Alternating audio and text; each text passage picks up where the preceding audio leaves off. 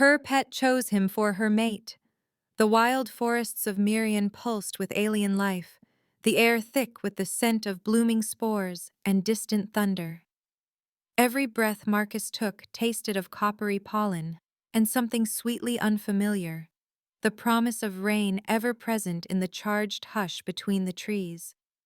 He moved through the tangled foliage with a hunter's grace, boots sinking silently into moss that glowed faintly blue where he passed. His calm confidence was a living thing, unsettling the woman who followed at his back. Lady Syrah stalked behind him, her silvery blue skin painted with the damp, her dark, segmented armor catching the faintest glimmers of green light. Cobalt hair was pulled tight from her feline ears, which twitched with each unfamiliar sound. She was tall, proud, every stride clipped with impatience, yet she moved like someone at war with her own body, forced to mimic the silent steps of the human guide before her. Every snap of a twig seemed to remind her of past mistakes, the two failed attempts that haunted this ancestral quest. She bristled at his easy skill, the way his gloved hand brushed aside a thorned vine without slowing. Marcus paused, sinking down on one knee, his dark eyes scanning the moss. He beckoned her with a curl of his fingers. "Here," he murmured, pointing to a set of deep, wide paw prints pressed into the luminous bed.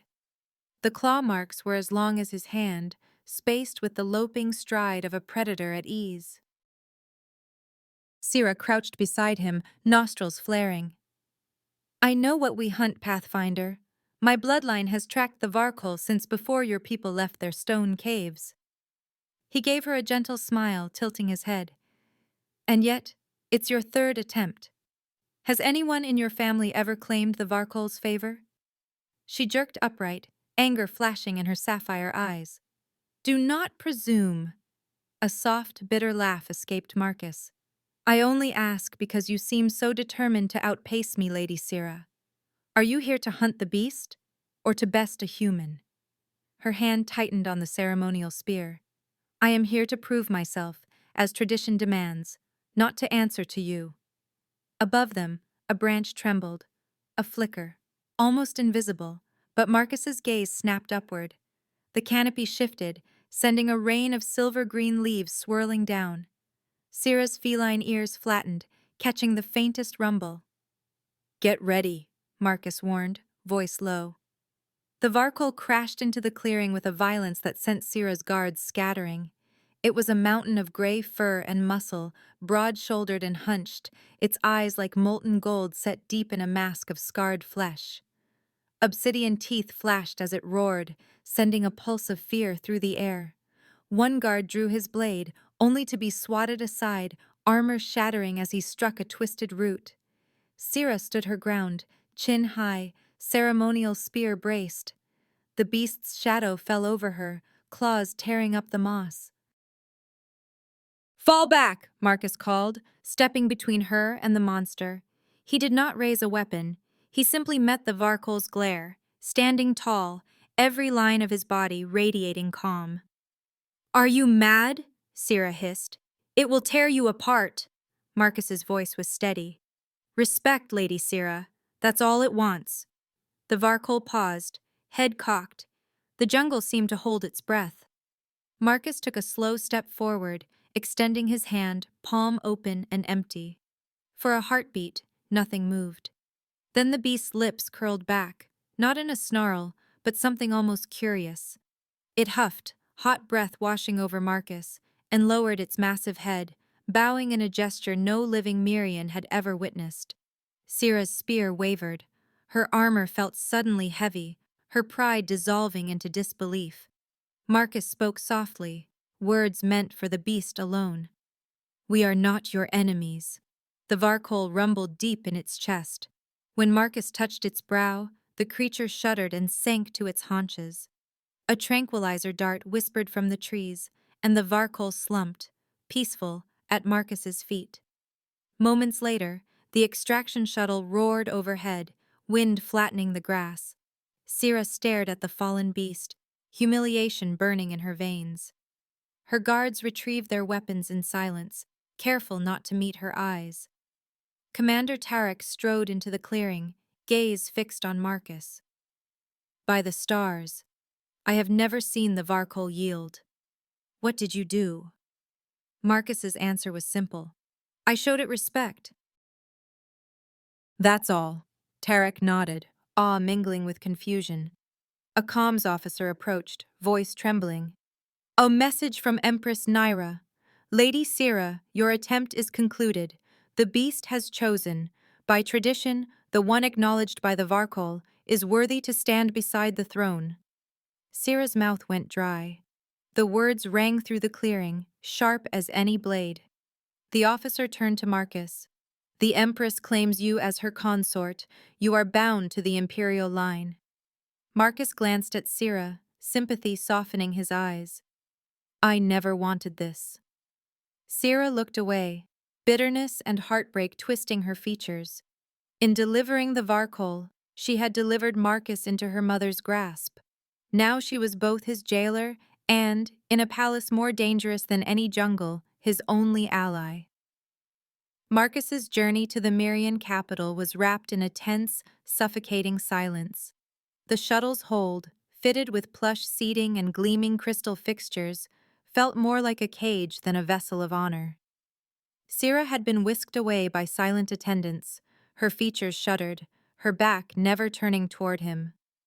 Marcus was left with the hush of guards in ceremonial armor and the unspoken message that he was no longer a pathfinder, but a prize.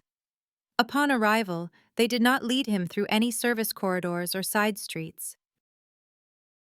Instead, he was directed along the grandest promenade of the crystalline city, a wonder sculpted in arching glass and living mineral, every building refracting the light of Mirian's twin moons. Crowds lined the thoroughfare, silent and watchful, as Marcus walked flanked by 6 imperial guards. He wore stiff ceremonial garb, heavy with embroidery, sharp at the shoulders, utterly alien to his frame. The collar scratched his throat, the cuffs bit at his wrists, and every eye upon him made the air feel thinner. He was paraded, not introduced, a living trophy displayed before a civilization that measured worth by the blessings of its sacred beast. Children perched on balconies, elders stood in shadows, hands folded. No one cheered. Marcus felt like he was being offered up for judgment, his every step echoing the fact that he was a stranger here, out of place, out of time. Inside the palace, attendants swarmed him. They scrubbed him in a pool of fragrant water, their faces impassive as they rid his skin of the jungle's touch. They fitted him with a tunic of translucent white, etched with shifting runes, and a sash the color of dawn. He barely recognized himself in the polished obsidian mirrors, a foreign hero disguised in imperial trappings. Finally, they brought him to the throne hall, a chamber of breathtaking cold beauty, every surface catching and multiplying the light. Empress Naira awaited him atop a dais of black glass, flanked by 2 enormous guards whose armor shimmered like liquid silver. She stood as he entered, tall and severe, her features a sharper, older mirror of Sira's. Her eyes were glacial, unreadable. She circled him once, the click of her heeled boots ringing in the hush. Marcus held himself steady, refusing to bow his head. Her presence pressed down like gravity. So this is the human who usurped tradition, Nira intoned, voice low and smooth, and made a legend yield. Marcus met her gaze. I did not seek to usurp anything, Your Majesty. She gave a small, humorless smile. You speak plainly. That will change. She reached out, fingers tipped in cobalt lacquer, and traced a slow line along his jaw. Her touch was clinical, possessive, a merchant appraising rare goods. She bent close, her lips grazing his in a kiss that was more branding than affection. You belong to the Empire now, Marcus of Earth. He stiffened, breath locked in his chest. Nira straightened, addressing the gathered court. Let all bear witness. The Varkol's choice is the Empire's choice. Lady Sira, you will instruct our consort in the customs of our people. His ignorance must not shame us. Sira, waiting at the edge of the dais, inclined her head, her eyes flat and unreadable. The Empress turned away, a signal that the performance was ended.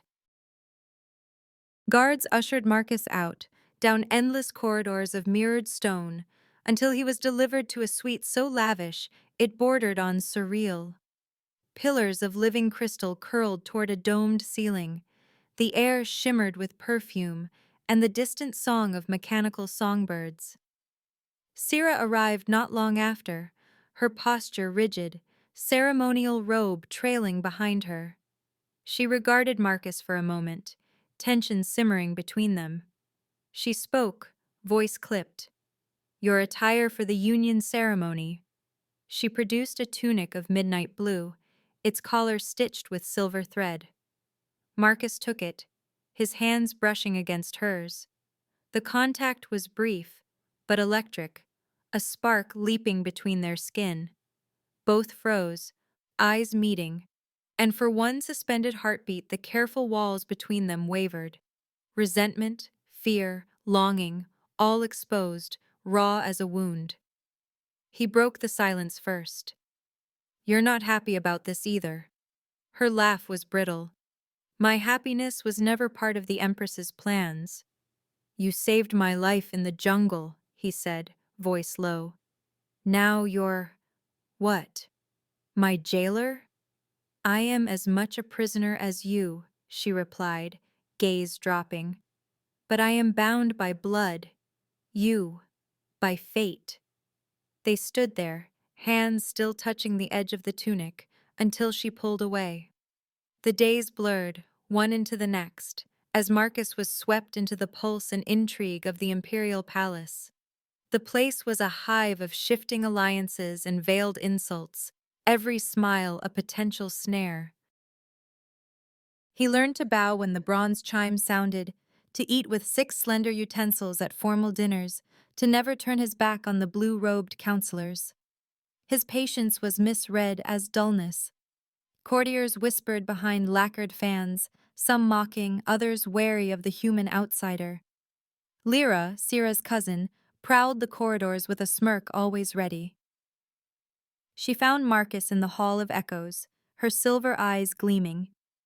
"So the beast tamer has become the Empire's pet," she purred. "Do you fetch as well as you hunt?" Marcus met her gaze, unflinching. "If you're trying to provoke me, Lady Lyra, you'll have to try harder." She laughed, circling him. "You should beware, Marcus. The palace is far more dangerous than any jungle. Some prey are hunted for sport." "I'm not here to play your games," he said softly, and the conviction in his words made her hesitate. Lyra's smile faltered for a fraction of a second. "We shall see." She drifted away, leaving Marcus with the sense that he had survived another trial by the thinnest margin. Sira was the only one he dared trust, though trust itself was a fragile, flickering thing. He found her one evening in the palace arboretum, tending to the bioluminescent plants that curled in pools of blue and violet light.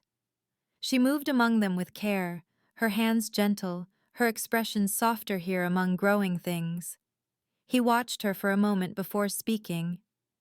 "You hide here too?" Sira looked up, startled. "It is quieter." "The plants don't gossip." He approached, drawn by something he could not name.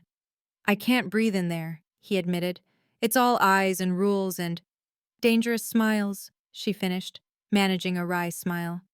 "You're adapting quickly." Marcus exhaled, frustration leaking into his voice. "I don't want to adapt. I want to leave. I was a pathfinder, Sira. I chose my own way." Sira shook her head. "It's not that simple. You belong to the Empress now. My mother's word is law, and I am bound to enforce it, whether I wish to or not." He looked at her, truly looked, and saw the strain behind her proud bearing. "You're as trapped as I am." Her lips parted, but whatever she was about to say vanished. Marcus staggered suddenly, his hand clutching his chest. A tidal wave of anguish, raw and alien, crashed through his mind. A cry not of words but of pain and longing. Sira caught him, her hands steadying his shoulders. "Marcus, what's wrong?" He gasped, sweat beading at his brow. "The Varkol." It's in pain. I can feel it. She stared at him, shock warring with disbelief. That's impossible. The bond is only a legend. He closed his eyes, breathing ragged. It's real. It's calling for me. A long silence stretched between them as the truth settled like falling ash. Sira stepped back, voice trembling. The Varkol chose you. Not for my mother. For me. Marcus met her gaze, understanding blooming like fire between them. The impossible bond had rewritten their fates, joining them in a way no edict could undo. For the first time, hope flickered in the shadowed halls of the palace, fragile but alive. Marcus was granted a visit to the Varkol, a concession wrung from the Empress after days of whispered demands and public unrest. The request had not been made lightly. Sira, assigned as his escort, met him in the corridor outside his quarters. Her posture was rigid, eyes wary, as if expecting a trap behind every ornate door. They walked in silence, footsteps echoing through the polished halls and past the icy gazes of palace sentries. The route took them deeper than Marcus had yet ventured, downward, away from the light, past layers of security that seemed designed to keep not only the beast imprisoned, but any hope of freedom at bay. When the final set of guards stood aside, Marcus stepped into the enclosure. The room was a stark, sterile chamber of cold stone and energy barriers, nothing like the wild, breathing forest where he had first met the Varkol. Pale light shone from the ceiling, glinting off the beast's gray fur as it prowled in restless circles. The Varkol's golden eyes flicked to Marcus, hackles rising, a low growl reverberating from deep in its chest. Sira tensed beside him, ready to intervene. Marcus lifted a hand. "Let me try." He took a step forward, the heavy silence pressing down. The Varkol stopped. Its massive head swung toward him, nostrils flaring. Marcus knelt, lowering himself to the creature's level, and met its gaze with steady calm. "It's all right," he whispered, voice barely more than breath. "I'm here." The growl faded. The Varkol's great frame relaxed, and it rumbled, a note of recognition that vibrated through the floor. It pressed its head closer, eyes closing as Marcus reached out, fingers threading through coarse fur. The world narrowed to the heat of the beast's breath, the ancient scent of moss and thunder. Sira watched, breath held, as Marcus closed his eyes. He focused, reaching inward, toward the memory of the wild forest, the rush of wind, the endless green. He let the memory flow through his hand, into the Varkol. A jolt shot through him. Images tumbled together. His first sight of Mirian's dawn, Sira's proud stance in the clearing, the beast's memory of running beneath a storm-split sky. The enclosure faded. For a heartbeat, Marcus was everywhere. Senses merging with Sira and the Varkol, 3 lives braided together in a single raw pulse. Sira gasped, staggered by the force of the connection. She felt Marcus's resolve, the steady warmth of his spirit, his yearning for freedom. She felt the Varkol's ancient wisdom, its memory of countless hunts, and the knowledge of rituals that predated the Empire. She felt her own pride, coiling with something softer, hope, blooming wild and reckless. Marcus's hand tightened on the Varkol's fur. "Do you feel it?" he asked, voice trembling with awe. Sira nodded, voice hushed. "We're together." The Varkol's mind brushed theirs, slow and deep as the roots of the forest. Old words surfaced, images of a hunt not for conquest, but for union, a blessing older than any crown. The connection snapped, leaving Marcus and Sira breathless. The Varkol lay still, content for the first time since its capture.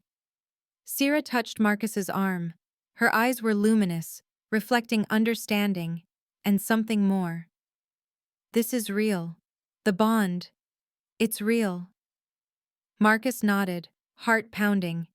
He looked at her, and in that moment, the longing between them felt sanctified, blessed by a force the Empire could neither command nor deny. That night, Sira slipped through the palace like a ghost, robes gathered tight as she moved through back corridors and secret archives. The forbidden records were sealed behind layers of coded locks, but her rank and desperation overcame each barrier. She searched by the flickering light of a data tablet, sifting through centuries of law and legend. The truth revealed itself in fragments. The hunt of the Varkol was never meant as a contest of dominance, but as a right to select a mate for the next empress. It was the Varkol who chose, its blessing the only law that mattered. Naira's claim on Marcus was a violation, an act of imperial pride that twisted prophecy into punishment.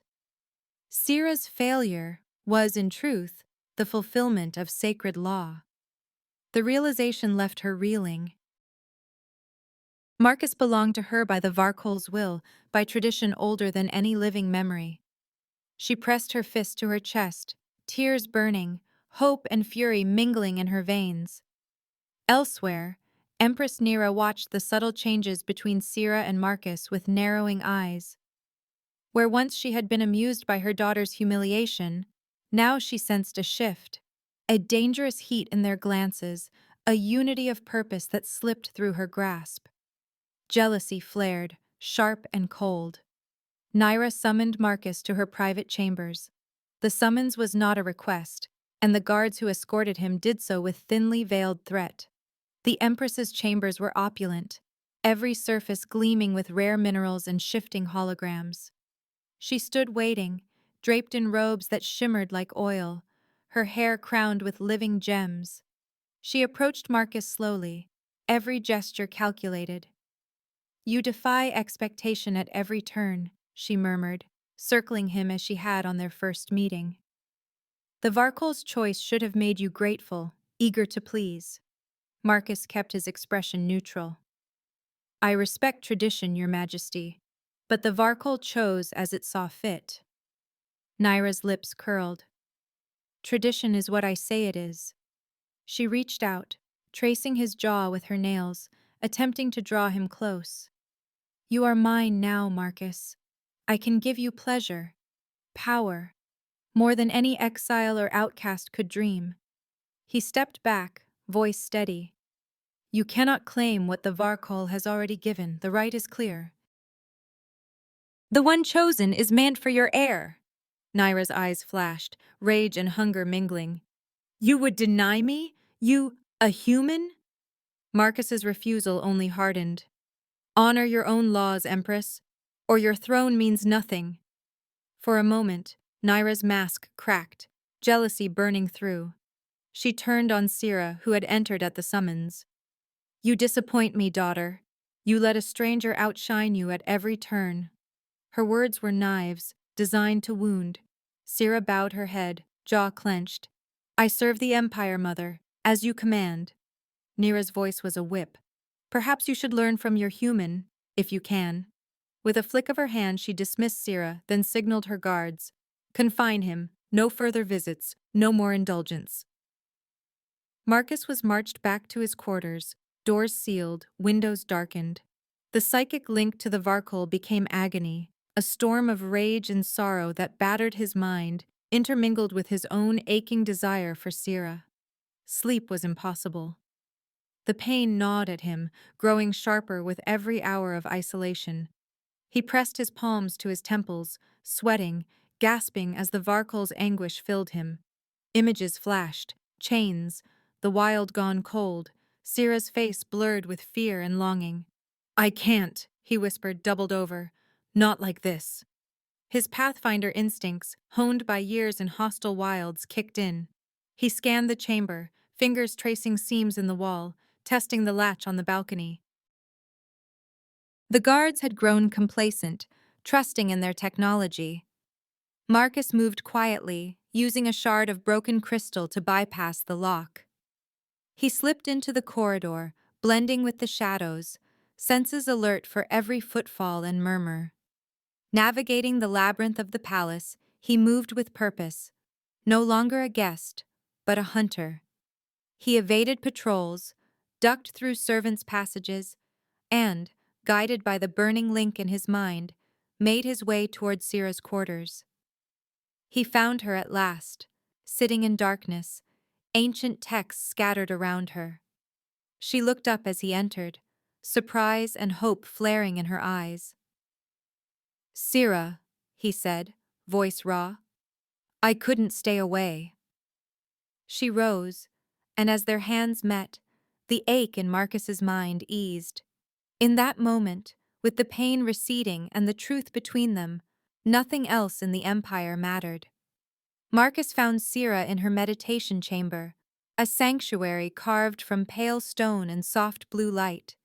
The silence was thick, broken only by the faintest hum of distant energy fields. Sira sat on the floor, armor discarded, her knees drawn to her chest. Her eyes, once sharp and unyielding, were rimmed with red. She did not look up as Marcus entered, but he felt the tremor in her breath. He knelt before her, close enough that their knees brushed. "Sira," he whispered, his voice gentle, "what did she do to you?" Sira's mask cracked. She looked at him, pain shining through. "My mother made an example of me, in front of the council before the guards. I am forbidden to leave these walls, forbidden even to speak my own name at court, to follow the bond we share." Her voice faltered. "It would be treason. I am nothing, Marcus. Less than nothing." He reached for her hand, finding it cold but steady. "You are not nothing. You are the only reason I survived. The only reason I want to." Her fingers tightened around his, desperate. "You do not understand. The Varkol's choice is sacred, but my mother has twisted everything. If we claim what the Varkol gave us, if I claim you, she will destroy us both." Marcus leaned closer, voice low and fierce. "Let her try. I would risk anything for you." Sira's eyes widened, hope flickering in the darkness. "Even death?" He smiled, a line of defiance softening his face. "For you? For what's real between us?" "Yes. Every risk." For a breathless moment, the world shrank to the space between their lips. Sira surged forward, her kiss fierce and searching, as if she could memorize his taste before the world tore them apart. Marcus pulled her into his arms, surrendering to the passion that had grown from longing and pain. Their hands tangled in hair, in fabric, in skin, every touch a promise, every heartbeat a rebellion. The chamber's door crashed open, light slashing through the intimacy. Lyra stood in the threshold, her face twisted with shock and triumph. "Traitors!" she spat, voice ringing through the chamber. "You shame the bloodline!" She turned and fled, her footsteps already fading as she raced to alert the Empress. Panic flared. Sira pulled away, already reaching for her armor. "We have to go. Now." Marcus nodded, his senses sharpening. "Lead the way." They plunged into the labyrinth of the palace, slipping through secret corridors Sira had memorized as a child. Gone was the prim, court-bound daughter of the Empress. In her place was a predator, swift and sure, her movements fluid and silent. She navigated blind corners, bypassed guards, ducked through hidden panels, her feline agility now their salvation. Alarms blared, echoing through the marble halls. The hunt had begun. Imperial guards flooded passageways, their boots a thunderous warning. Sira grabbed Marcus's hand, yanking him into a service shaft just as a squadron of sentinels swept past. "Stay close," she hissed, pressing her body flush to his as they squeezed through a narrow gap.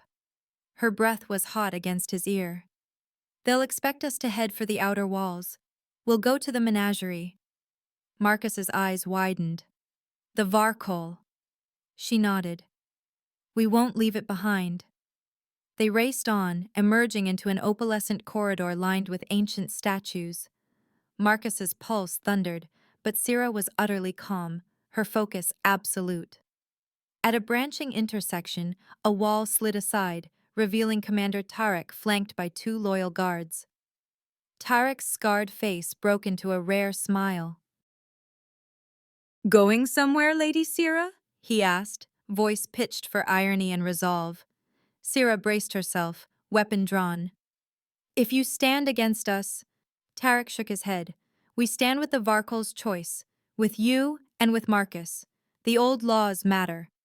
Marcus exhaled, relief flooding through him. Thank you. Tarek gestured to his men. I've cleared the next corridor. Move quickly. There are still those loyal to Naira, but many grow tired of her reign. With Tarek and his guards running interference, Marcus and Sira slipped through the final doors leading to the menagerie. The air here was thick with the scents of strange beasts and distant thunder, the walls alive with the calls of creatures from every corner of Mirian. At the far end, a security console glowed, the last barrier between them and the Varkol's enclosure. Marcus sprinted to the controls, fingers flying over unfamiliar glyphs. Cover me, he said, breath ragged. Sira stood at his back, spear ready, eyes scanning every shadow. You know my mother will be waiting. Marcus risked a glance at her. She can't command the Varkol's loyalty. Not with force, not anymore. A siren shrieked as Marcus cracked the final lock. The barriers hummed, then faded, the doors sliding open with a hiss.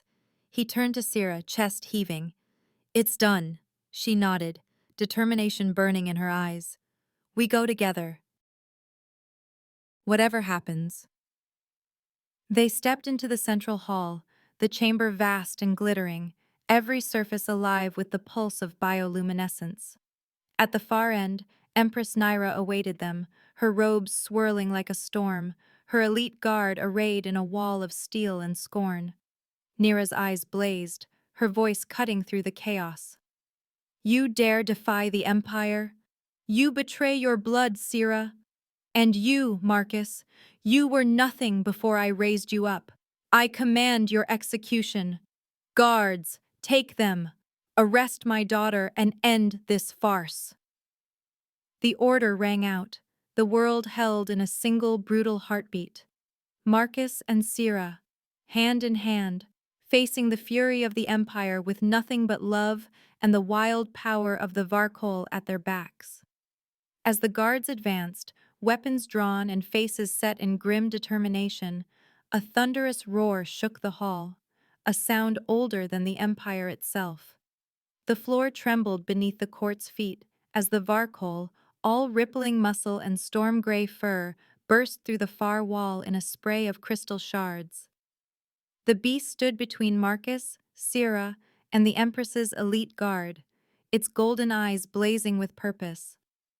The guards faltered, some stumbling back, as the Varkol planted itself in a protective stance, its tail lashed, claws gouging the marble, every line of its body daring the Empire's finest to test its allegiance. Sira's breath caught, hope flooding her veins. Marcus stepped forward, feeling the psychic bond thrumming through his bones, a certainty, unbreakable and wild. Empress Naira's composure cracked. She thrust a hand at the beast, voice brittle with desperation. Stand aside! That animal obeys me by the right of the crown! But the Varkol only rumbled, pressing closer to Marcus and Sira, its meaning unmistakable. With a strength that resonated beyond words, it rejected Naira's authority. Its loyalty was clear for all to see. Marcus raised his voice, steady and sure. I claim my right, by the will of the Varkol, by the ancient law your ancestors wrote in blood and memory. The court erupted into shouts. Nobles pressed to the sides of the hall, torn between fear and awe. Sira stepped forward, her chin high, her presence commanding. Hear me, she cried, her voice ringing out above the tumult. The Varkol does not choose for the reigning empress. The right is not for conquest. It is to select a mate for the next empress. My mother has broken sacred law, twisted tradition for her own gain. A hush rippled outward. The counselors looked at one another, uncertainty spreading like wildfire. Naira's eyes went wide, her lips curling in denial. Lies, she spat. This is treason, my own blood turning against me. Sira stood tall, never flinching. You broke the law when you claimed Marcus as your consort. The Varkol's choice is final. The bond cannot be commanded, it can only be honored. The court wavered, uncertainty giving way to outrage. Whispers surged, ancient words, old promises, the weight of tradition rising to the surface. The guards hesitated, lowering their weapons, eyes darting between the Varkol and the Empress. Suddenly, Lyra, eyes bright with ambition and venom, stepped from the shadows, blade drawn. "The throne should be mine!" she shouted. "I will finish what Sira could not!" She charged, her movement a blur. The Varkol's response was instantaneous. A swat of its massive paw sent Lyra tumbling across the marble, her weapon clattering far from her grasp. She scrambled up, but the beast bared its teeth, a soundless command for submission. Lyra's bravado crumbled. She shrank back, defeated. The court watched, transfixed, as the Varkol's verdict sealed Lyra's fate. No one moved to help her. Marcus glanced at Sira, pride and relief mingling in his gaze. "It's over. The beast has spoken."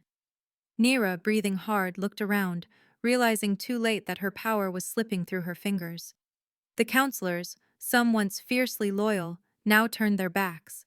One by one, guards knelt to Sira and Marcus, the Varkol standing sentinel behind them. Tarek stepped forward, voice solemn. "By the old law, Empress Naira, you are stripped of your power. The Varkol's choice is law. You are hereby exiled from the court and the capital, never to return." Naira's face twisted with fury and heartbreak. "You dare!" But her words faded as her own guard stepped away from her, leaving her isolated beneath the dome of fractured crystal light. Sira, voice steady, delivered the final sentence. "You will be given safe passage to the outer provinces, Mother. No harm will come to you, but your rule is ended. May you find wisdom in your exile." The Empress's shoulders sagged. She swept past her daughter, pride barely masking her defeat, and vanished into the crowd. The court parted, silent, watching the old order fall. The chaos ebbed. The counselors turned as one to Sira, bowing deeply. Tarek knelt, presenting her with the ancient seal of the Empire. "Rise, Sira of the Varkol's blessing. The throne is yours." Sira accepted the seal, her hands steady. She looked at Marcus, her eyes shining. "My first act as Empress is to name Marcus my consort. The union the Varkol has blessed shall unite the Empire. Let our bond be the new law." A cheer erupted from the hall, the court's voices rising in celebration. The Varkol let out a deep, triumphant bellow that shook the very foundations of the palace. Guards sheathed their weapons. Counselors embraced, hope blooming in the aftermath of revolution. That night, the royal chambers were transformed. Gone were the trappings of Naira's cold rule. Now, soft candlelight and fresh flowers filled the air with the scent of new beginnings. Sira wore a simple robe, her hair loose around her shoulders, no crown weighing her down. She stood at the tall window, the city's lights sparkling like distant stars. Marcus entered quietly, crossing the polished floor to stand behind her. He wrapped his arms around her waist, drawing her back into the warmth of his body. Sira relaxed against him, her head resting on his shoulder. "For the first time," she whispered, voice thick with wonder, "I am free, truly free." Marcus pressed a kiss to her temple, his hand finding hers. "So am I. You made it possible." Sira turned, her eyes luminous. Their kiss was slow and deep, the past and future meeting in a promise neither had dared to hope for.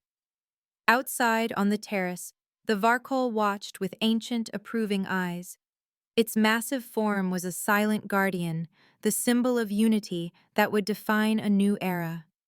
In the heart of the Empire, love, once forbidden, became the force that shaped destiny, binding two worlds together beneath the gaze of the beast that had chosen them both. The capital rejoiced for its new empress and her human consort. Every crystalline street and balcony glittered with banners of silver and blue. the colors of Sira's house, and the air rang with jubilant voices. Crowds flooded the plazas, hands raised in blessing, while musicians played the ancient melodies once reserved for coronations. Marcus and Sira watched it all from their sanctuary high above the city, a place apart from the world's demands, where triumph belonged not to the empire, but to them alone. Inside their chamber, the burdens of duty had melted away, replaced by a peace that felt both fragile and unbreakable. Sira reclined on a nest of velvet cushions, her dark armor abandoned for a simple silken robe. Her violet eyes, once sharp with pride and caution, now softened with contentment. She nestled against Marcus, her head pillowed on his chest, her furred tail winding around them in a lazy, protective curl. A gentle purr vibrated in her chest, a sound of pure satisfaction that seemed to vibrate through the very air. Marcus traced slow circles across her shoulder, memorizing the warmth of her skin, the steady rhythm of her breath. The world outside could have vanished, and he would not have noticed. Sira smiled, her voice a whisper. "The city hasn't slept since your name was spoken from the throne. There are songs about you now. Some even get the details right." Marcus chuckled, brushing a strand of cobalt hair from her face. "I doubt any of them mention how terrified I was, or how little I understood when I first set foot in these forests." Her tail tightened, drawing him closer. "But you listened. You learned. That is more than most." He glanced past her, to the window where sunlight streamed through the crystalline panes. "I never imagined this life. I was just a guide, never a leader, never anyone special. And now," Sira propped herself up, her gaze steady and earnest. "You are special, Marcus. You always were. Your heart, the way you see people, even beasts, as equals, that changed us. Miriam needed you, even if we did not know it." He searched her eyes, wonder mixing with disbelief. "I am still learning. Every day, I wake up and think I might fail you. Fail your people." She laughed softly, pressing her lips to his. "You could never fail me. Not now. Not ever." For a long moment, they simply breathed together, two souls aligned by fate and choice. The room glowed with morning, the world hushed by the contentment that came from battles fought and won. Marcus let his mind drift, recalling the journey that had led him here, the wild forests pulsing with alien life, the sting of Sira's early scorn, her pride masking loneliness. The first encounter with the Varkol, its wisdom felt but not yet understood. He had crossed worlds, traditions, and the boundaries of his own heart. He remembered each trial, each argument, each hesitant touch that had bridged the gulf between their worlds. His humanity, empathy, resilience, quiet courage had been all he could offer. Yet it had proven enough, more than enough. It had won him not only Sira's love, but a place in a world that had once viewed him as an outsider, a curiosity, a threat. Now he was living proof that true worth transcended tradition. That connection and understanding could change the fate of an empire. Sira watched him, reading the flicker of memory across his face. She reached for his hand, entwining their fingers. "You look as if you are a million miles away." "I was thinking about the forest," he admitted. "How far we've come. How close I was to losing you, losing myself." Her voice dropped, rough with emotion. "You will never lose me. The Varkol chose us. It saw what even I could not. That is the power of old magic and new hope." At the foot of their bed, the Varkol dozed, its massive body curled protectively in a crescent. The beast's presence was a comfort, its golden eyes opening briefly to watch over them before closing again in trust. Its ancient wisdom, once a riddle and a threat, had become their silent guardian, proof that the world itself had changed. Outside, the celebrations continued, processions of lanterns, offerings at shrines, and the low, sweet music that drifted even into their sanctuary. Yet Marcus and Syrah were untouched by the noise, sheltered in the cocoon of each other's arms. She nestled deeper against him, her purr intensifying. "There will be challenges," she said quietly. "The council will resist, some will plot. My mother may try to reclaim what she lost. The old wounds will not heal overnight." He pressed a kiss to her brow. "Then we'll face them. Together." Syrah's lips found his, a lingering, grateful kiss that tasted of promise and sunlight. "You believe in us. That is all I need." Marcus smiled, his heart swelling with an emotion he could scarcely name. "I believe in the strength of your heart. And in mine, because you saw it, even when I doubted myself." For a while they rested in silence, the slow breath of the Varkol a lullaby in the background. Marcus watched the play of sunlight on Syrah's cheek, the way her tail curled in sleep, the peaceful rise and fall of her chest. He felt, at last, that he belonged, not just to her, not just to the palace, but to Mirian itself. As the day faded, Syrah stirred, turning to gaze at him with luminous violet eyes. "Marcus?" "Yes?" She smiled, a secret just for them. "You are my heart, my mate, my hope." He touched her cheek, wonder and joy mingling in his chest. "And you are mine."